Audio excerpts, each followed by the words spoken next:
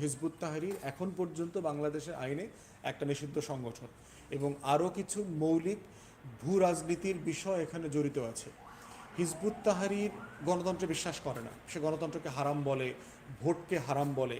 তো যে গণতন্ত্র এবং ভোটকে হারাম বলে তার গণতান্ত্রিক মূল্যবোধ এবং রাষ্ট্রের গণতান্ত্রিক অধিকার এনজয় করবার রাইট সে ক্লেম করতে পারে কিনা, তার সে অধিকার আছে কিনা।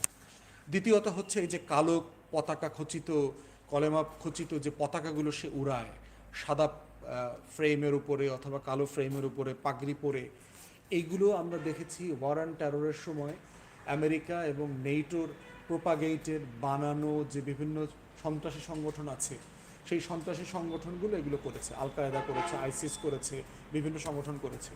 এখন এই ধরনের পতাকা দিয়ে আলটিমেটলি কি মেসেজ সারা দুনিয়াকে দেওয়া হবে? আনন্দবাজার থেকে শুরু করে সারা দুনিয়া কি বলবে? যে বাংলাদেশে জঙ্গি উত্থান হচ্ছে, মৌলবাদী উত্থান হচ্ছে, ভারত মিসইনফরমেশন ডিসইনফরমেশন ক্যাম্পেইন করবে, দিন শেষে বাংলাদেশ রাষ্ট্র আকারে আন্ডারমাইন্ড হবে। অতএব সেই জায়গাতে প্রশাসনের যে সিদ্ধান্ত, সেই সিদ্ধান্ত কারেক্ট।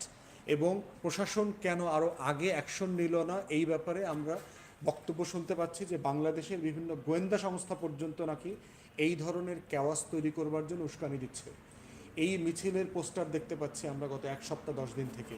তারা প্রস্তুতি নিচ্ছে, তারা বায়তুল মোকাররম থেকে মিছিল করার সুযোগ কীভাবে পালো? তাহলে কি আমাদের গোয়েন্দা সংস্থাগুলো এখানে আসলে দায়িত্ব পালন করছে না? তারা জেনেও কি ইন্টারিম অ্যাডমিনিস্ট্রেশনকে আন্ডারমাইন করবার চেষ্টা করছে? সেই বিষয়গুলো খতিয়ে দেখা দরকার। তো এই টোটাল জায়গাগুলোকে আমাদের ভূ রাজনীতি, আমাদের নিজস্ব রাজনীতি, আমাদের নিজস্ব অন্তর্বর্তীকালীন সরকারের যে গভর্নেন্স ইস্যু, সেই জায়গা থেকে বাস্তবতা মাথায় রেখে বিবেচনা নিতে হবে।